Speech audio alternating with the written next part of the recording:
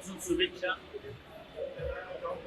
या ठिकाणी आपण महाराष्ट्रभर जे कार्यक्रम आयोजन करत असतो, गावागावात, जिल्ह्यात, तालुक्यात सगळ्या ठिकाणी आदिवासींची संख्या किती आहे, किती कमी आहे, जास्त आहे याच्यापेक्षा आहेत ती लोक, इतरही लोक आमच्या 9 ऑगस्ट आदिवासी दिनाला सामील होऊन चांगल्या पद्धतीचे कार्यक्रम केले जातात. परंतु मुंबईमध्ये कार्यक्रम होत नव्हता. पुण्यात सगळ्या शहरांमध्ये होत. पण मुंबईमध्ये एक 9 वर्षापासून मी स्वतः आणि माझे काही सहकारी आम्ही ठरवलं की आता आपण मुंबईमध्ये सुरू करायचं. आज हे 9 वर्ष 3 दिवसामध्ये कार्यक्रम चालू आहे. 7, 8, 9 अतिशय सुंदर कार्यक्रम. खूप मुंबईकरांना त्याचा मधुरान आनंद युक्त आला. म्हणजे पूर्ण महाराष्ट्रातल्या वेगवेगळ्या जाती, जमातीतल्या वेगवेगळ्या जाती ज्या आहेत संध्याकाळी घेऊन जाते.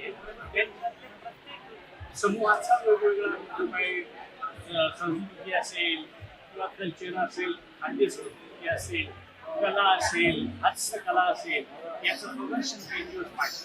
आणि त्या 3 दिवसात आता मला विचारलं जातं का आमच्या येऊन गेले, कशासाठी आले, तर तसा काही हा विषय नाही.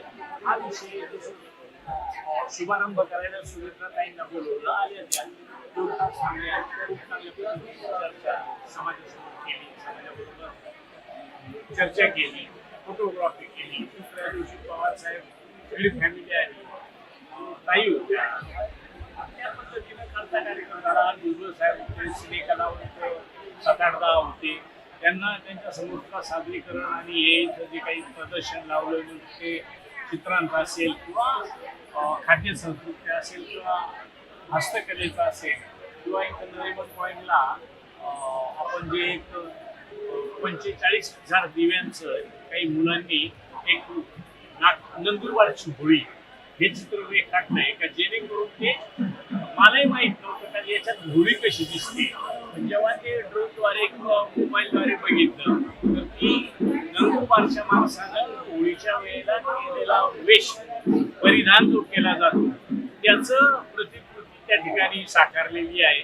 असा खूप चांगला आनंद 3 दिवस या ठिकाणी घेतला. सगळ्यांना